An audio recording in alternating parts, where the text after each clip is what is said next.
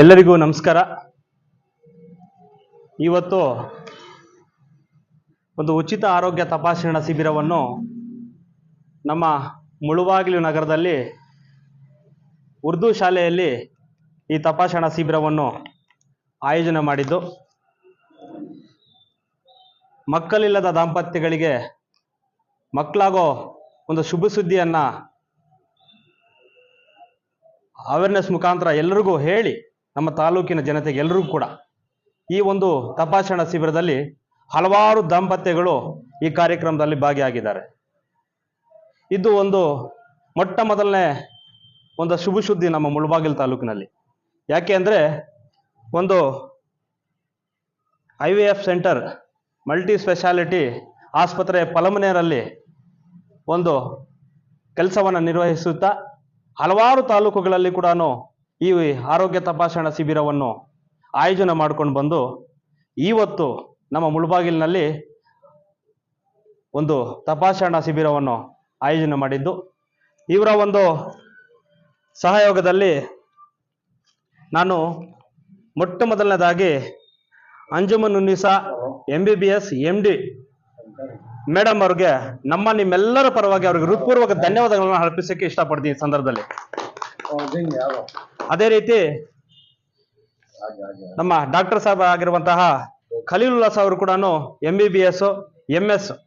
ಯಾಕೆ ಅಂದ್ರೆ ಮನುಷ್ಯನಿಗೆ ವಿದ್ಯೆ ಬಹಳ ಮುಖ್ಯ.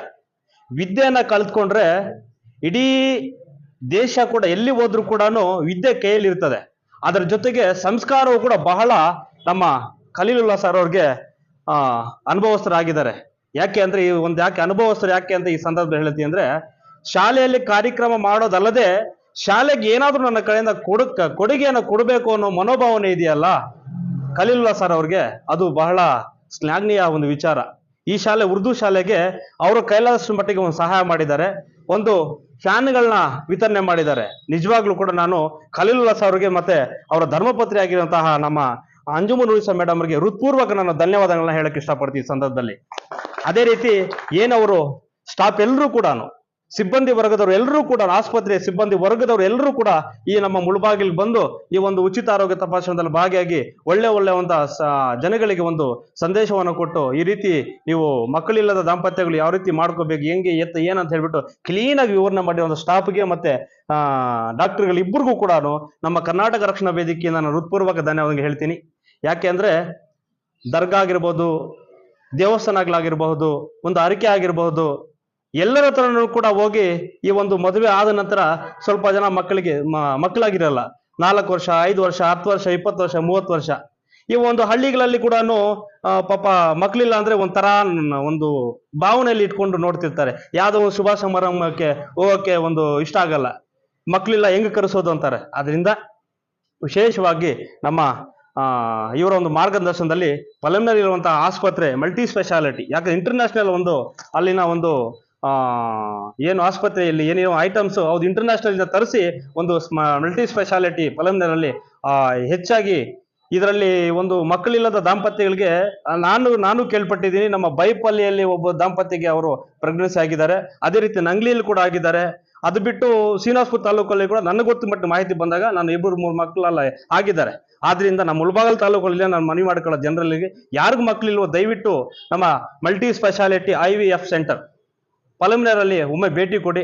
ಇಂತಹ ಒಂದು ಕಾರ್ಯಕ್ರಮದಲ್ಲಿ ನಮ್ಗೆ ಒಳ್ಳೆ ರೀತಿ ಮೂಡು ಬಂದಿದೆ. ಇವತ್ತು ನಾನು ಅವ್ರಿಗೆ ಹೃತ್ಪೂರ್ವಕ ಸ್ವಾಗತವನ್ನ ಈ ಸಂದರ್ಭದಲ್ಲಿ ಹೇಳ್ತೀನಿ. ಈ ವಿಷಯದಲ್ಲಿ ನಮ್ಮ ಮಾಜಿ ನಗರಸಭಾ ಸದಸ್ಯರಾಗಿರುವಂತಹ ನಯಾಜಣ್ಣನವರು, ಈ ಶಾಲೆ SDMC ಅಧ್ಯಕ್ಷರಾಗಿರುವಂತಹ ಜಮೀಲ್ ಅಣ್ಣನವರು, ನಮ್ಮ ಜುಬೇರ್ ಅವರು, ಅಕ್ಮಲ್ ಖಾನ್ ರವರು, ವಸೀಂ ರವರು, ನಮ್ಮ ಡಾಕ್ಟರ್ ಆಗಿರುವಂತಹ ನಾಯಕರ್ ಸರ್ ಅವರು, ಇವರು HIV ಬಗ್ಗೆ ನಿಜವಾಗ್ಲೂ ಕೂಡ ಇವ್ರಿಗೂ ನಮ್ಗೆ ಹೆಮ್ಮೆ ಆಗುತ್ತೆ. ನಮ್ಮ ತಾಲೂಕಿನಲ್ಲಿ HIV ಬಗ್ಗೆ ನೀವು ಯಾವ ರೀತಿ ಹೆಂಗೆ HIV ಬಂದಾಗ ಮನುಷ್ಯನ ಕಡೆಗಣಿಸಿ ನೋಡುತ್ತಿರ್ತಾರೆ.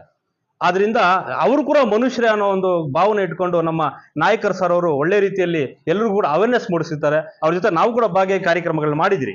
ಆದ್ರಿಂದ ಅವ್ರಿಗೂ ಕೂಡ ಭಗವಂತ ಒಳ್ಳೇದಾಗ್ಲಿ ಮಾಡಲಿ. ನಮ್ಮ ಆಟೋ ಸಾದಿಕ್ ಅಣ್ಣನವರು, ಮತ್ತೆ ಅದಾದ್ಮೇಲೆ ನಮ್ಮ ಎಲ್ಲ ಸಿಬ್ಬಂದಿರು, ನಮ್ಮ ಕೊಯ್ಯೋ ಅಣ್ಣನವರು, ಆಟೋಮೊಬೈಲ್ನ ಮಾಲೀಕರು, ಅವರು ಈ ಕಾರ್ಯಕ್ರಮ ಭಾಗಿಯಾಗಿದ್ದಾರೆ. ನಮ್ಮ ಆಟೋ ಘಟಕದ ಅಧ್ಯಕ್ಷರು ವಸೀಂ ಅಣ್ಣನವರು, ಮತ್ತೆ ಎಲ್ಲರೂ ನೋಡಿ ಸ್ಟಾಫ್ ಎಲ್ಲ ಅದೇ ನಾವು ಇಲ್ಲಿ ನೋಡಿಯಪ್ಪ ಮಗದಲ್ಲಿ ಕಳೆ ಇದೆ. ಏನೇ ಕಾರ್ಯಕ್ರಮ ಮಾಡಿದಾಗ ಕಳೆ ಬೇಕ್ರಿ, ಮನುಷ್ಯನ ಅಟ್ರಾಕ್ಷನ್ ಬೇಕು. ಅಟ್ರಾಕ್ಷನ್ ಹೇಳ್ಕೊಂಡ್ರೆ ಮನುಷ್ಯ ಏನೇದಕ್ಕೂ ಮನಸ್ಸಲ್ಲಿ ಇರೋದು ಬೇರೆಯವ್ರಿಗೆ ನಾವು ಹೇಳಬೇಕು ಅಂತ. ಆ ಒಂದು ಕಲೆ ನಮ್ಮ ಸಿಬ್ಬಂದಿಯಲ್ಲಿ ಇದೆ. ಪಲ್ಲಂನೇರು ಹಾಸ್ಪಿಟ್ಲಿನ ಎಲ್ಲ ಸಿಬ್ಬಂದಿಯರು ಕೂಡ ಆ ಕಲೆ ಇದೆ. ಆದ್ರೆ ಅವ್ರಿಗೆಲ್ರಿಗೂ ಕೂಡ, ನಿಮ್ಗೆಲ್ರಿಗೂ ಕೂಡ, ಯಾಕಂದ್ರೆ ನಾನು ರಕ್ಷಣಾ ವೇದಿಕೆ ಅಧ್ಯಕ್ಷನಾಗಿದ್ದೀನಿ, ಕನ್ನಡದಲ್ಲಿ ಈ ತೆಲುಗುದಲ್ಲಿ ಮಾತಾಡೋದು ಬೇಡ. ನಿಮ್ಗೆಲ್ರಿಗೂ ಕೂಡ ನಮ್ಮ ನೋಡಿ ಸ್ವಾಮಿ ಆಂಜನೇಯ ಸ್ವಾಮಿ ಪಕ್ಕದಲ್ಲೇ ಇದ್ದಾರೆ, ಅವ್ರ ಆಶೀರ್ವಾದ ತಮ್ಗಿರ್ಲಿ. ಈ ಕಡೆ ಹೋದ್ರೆ ನಮ್ಮ ಬಾಬಾ ಹೈದರ ಸಬ್ದರ್ ಗುರುಗಳ ಆಶೀರ್ವಾದ ನಿಮ್ಗಿರ್ಲಿ. ನಿಮ್ಗೆಲ್ರಿಗೂ ಒಳ್ಳೇದಾಗ್ಲಿ. ಇವತ್ತು ನಮ್ಮ ಮುಲ್ಬಾಲ್ ಬಂದಿರೋದು, ಈ ಕಾರ್ಯಕ್ರಮ ನಡೆಸ್ಕೊಟ್ಟಿರೋದಕ್ಕೆ ನಿಮ್ಗೆಲ್ರಿಗೂ ಕೂಡ ಹೃತ್ಪೂರ್ವಕ ಧನ್ಯವಾದಗಳು ಹೇಳ್ತೀನಿ. ಯಾವುದೇ ಈ ರೀತಿ ಪ್ರೀತಿ, ವಿಶ್ವಾಸ, ನಂಬಿಕೆ ನಾವೆಲ್ಲರೂ ಕೂಡ ಸಂಪಾದನೆ ಮಾಡಬೇಕು. ಮನುಷ್ಯ ಇವತ್ತಿರ್ತಾನೆ, ನಾಳೆ ಇರಲ್ಲ. ನಾವೆಲ್ಲರೂ ಸೇರಿ ಇಷ್ಟು ಜನ ಸೇರಿ ಇವತ್ತು ಮಾತಾಡ್ತಾ ಇದೀವಿ, ನಾಳೆ ಇರ್ತೀವೋ ಗೊತ್ತಿಲ್ಲ. ಆದ್ರಿಂದ ಪ್ರೀತಿ ವಿಶ್ವಾಸ ಮನುಷ್ಯನಿಗೆ ಬೇಕು. ಪ್ರೀತಿ ವಿಶ್ವಾಸ ಸಂಪಾದನೆ ಮಾಡಬೇಕು. ಅದ್ರ ಜೊತೆಗೆ ನಮ್ಗೆ ಅಲ್ತೂರ್ ಅವರು ಎಲ್ಲ ಚೆನ್ನಾಗಿ ಆಟೋಗಳಲ್ಲಿ ಎಲ್ಲ ಹಳ್ಳಿಗಳಲ್ಲಿ ಅವೇರ್ನೆಸ್ ಕೊಟ್ಟಿದ್ದಾರೆ. ನಮ್ಮ 8 ದಿವಸ ಪ್ರತಿಯೊಂದು ಬಿಸಿಲು ಮಳೆ ಅಲ್ಲದೆ ಸುತ್ತಾಡಿ ಒಂದು ಅವೇರ್ನೆಸ್ ಕೊಟ್ಟು ಪ್ರತಿಯೊಂದು ಹಳ್ಳಿಗೂ ಕೂಡ ಈ ರೀತಿ ಒಂದು ಪ್ರೀತಿ ವಿಶ್ವಾಸ ನಂಬಿಕೆ ಸಂಬಂಧ ಬೇಕು. ಅವರು ಆಂಧ್ರ ಆಗಿದ್ರು ಕೂಡ ನಮ್ಮ ಕರ್ನಾಟಕ ಆದ್ರೂ ಕೂಡ ಪಕ್ಕದಲ್ಲಿ 30 ಕಿಲೋಮೀಟರ್ ಪಲಂನೇರು ಆದ್ರೂ ಕೂಡ ಏನಕ್ಕೆ ಅಂದ್ರೆ ಒಂದು ಪ್ರೀತಿ ವಿಶ್ವಾಸ. ಮನುಷ್ಯನಿಗೆ ಮನುಷ್ಯ ಪ್ರೀತಿ ವಿಶ್ವಾಸ ಸಂಪಾದನೆ ಮಾಡ್ಕೊಂಡು ಬದುಕಬೇಕು, ಬಾಳ್ಬೇಕು. ಆದ್ರಿಂದ ದೇಶದಿಂದ ಏನು ಸಂಪಾದನೆ ಮಾಡ್ಲಿಕ್ಕೆ ಆಗಲ್ಲ. ಪ್ರೀತಿ ವಿಶ್ವಾಸದಿಂದ ಮಾತ್ರನೇ ಸಂಪಾದನೆಗೆ ಈ ಪ್ರೀತಿ ವಿಶ್ವಾಸದಿಂದನೇ ಸಂಪಾದನೆ ಮಾಡ್ಬೇಕು. ಆದ್ರಿಂದ ಎಲ್ಲರೂ ಚೆನ್ನಾಗಿರೋಣ, ಅವ್ರಿಗೆಲ್ರಿಗೂ ಒಳ್ಳೇದಾಗ್ಲಿ. ಮಗದೊಮ್ಮೆ ಎಲ್ರಿಗೂ ಅಂತ ನಮ್ಮ ಖಲೀಲುಲ್ಲಾ ಅವ್ರಿಗೆ ಮತ್ತೆ ಧರ್ಮಪತ್ನಿಯವ್ರಿಗೆ ಮತ್ತೊಮ್ಮೆ ಆ ಭಗವಂತ ಸುಖ, ಶಾಂತಿ, ನೆಮ್ಮದಿ, ಐಶ್ವರ್ಯ, ಆರೋಗ್ಯವನ್ನು ಕೊಟ್ಟು ಕಾಪಾಡಲಿ. ಮನಸ್ಫೂರ್ತಿಯಾಗಿ ನಾವೆಲ್ಲರೂ ಸೇರಿ ದಯಾಳನ ಎಲ್ಲರೂ ಕೂಡ ಸೇರಿ ಅವ್ರಿಗೆ ಹೃತ್ಪೂರ್ವಕ ಧನ್ಯವಾದಗಳನ್ನ ಹೇಳುತ್ತಾ, ಅವ್ರಿಗೆ ಇನ್ನು ಮುಂದಿನ ದಿನದಲ್ಲಿ ನಮ್ಮ ತಾಲೂಕಿನಲ್ಲಿ ಕೂಡ ಬೇಕಾದ್ರೆ ಒಂದು ಆಸ್ಪತ್ರೆಯನ್ನ ಪ್ರಾರಂಭ ಮಾಡಲಿ ಅಂತ ನಾನು ಮನಸ್ಫೂರ್ತಿ ಕೂರ್ಕೊಂತ, ನಾವು ಕೂಡ ಅವ್ರ ಜೊತೆಗಿರ್ತೇವೆ. ಇನ್ನು ಆಂಧ್ರದ ಎಲ್ಲಾ ತಾಲೂಕಿನಲ್ಲಿ ಕೂಡ ಒಂದು ಆಸ್ಪತ್ರೆಗಳನ್ನ ಓಪನ್ ಮಾಡಲಿ. ಸದಾ ಅವ್ರ ಬೆನ್ನಲ್ಲಿ ಬಗ್ಗೆ ನಿಂತ್ಕೊಂತೀವಿ. ಯಾಕಂದ್ರೆ ಒಳ್ಳೆ ಮನಸ್ಸಿರ್ಲಿ ಅವರು.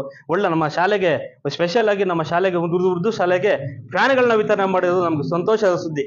ಆದ್ರಿಂದ ನಾನು ಮತ್ತೊಮ್ಮೆ ಎಲ್ಲರಲ್ಲೂ ಬೇಡ್ಕೊಳ್ಳೋದೊಂದೇ, ನೀವೆಲ್ಲೇ ಒಂದು ನಮ್ಮ ಬೇರೆ ಒಂದು ಕ್ಯಾಂಪ್ಗಳು ಮಾಡಿದಾಗ ಕೂಡ ಆ ಶಾಲೆಗೆ ಏನಾದ್ರು ಕೊಡುಗೆ ಕೊಡಿ. ಯಾಕಂದ್ರೆ ಬಂದಾಗ ಬಳಸ್ಕೊಂಡು ಹೊಟ್ಟೋಗ್ಬಿಡೋದಲ್ಲ. ಸರ್ಕಾರಿ ಶಾಲೆಗಳನ್ನ ಬೆಳೆಸಬೇಕು, ಸರ್ಕಾರಿ ಶಾಲೆಗಳನ್ನ ಉಳಿಸ್ಬೇಕು. ಸರ್ಕಾರಿ ಕನ್ನಡ ಶಾಲೆ ಆಗಿರ್ಬೋದು, ಉರ್ದು ಶಾಲೆ ಆಗಿರ್ಬೋದು, ಸರ್ಕಾರಿ ಶಾಲೆ ಉಳಿಸೋದು ನಮ್ಮೆಲ್ಲರ ಜವಾಬ್ದಾರಿ. ಆದ್ರಿಂದ ಇವತ್ತು ಫ್ಯಾನ್ಗಳು ವಿತರಣೆ ಮಾಡಿರೋದು ತುಂಬಾ ಒಳ್ಳೆಯ ವಿಚಾರ. ಇದೆಲ್ಲರೂ ಕೈ ಜೋಡಿಸಿ ಎಲ್ಲರೂ ಕೂಡ, ಆವಾಗಲೇ ಎಲ್ಲ ಮುಖಂಡರು ಬಂದಿದ್ರು. ವಿಚಾರದಲ್ಲಿ ಮರ್ತೋಗ್ಬಿಟ್ಟೆ ನಾನು.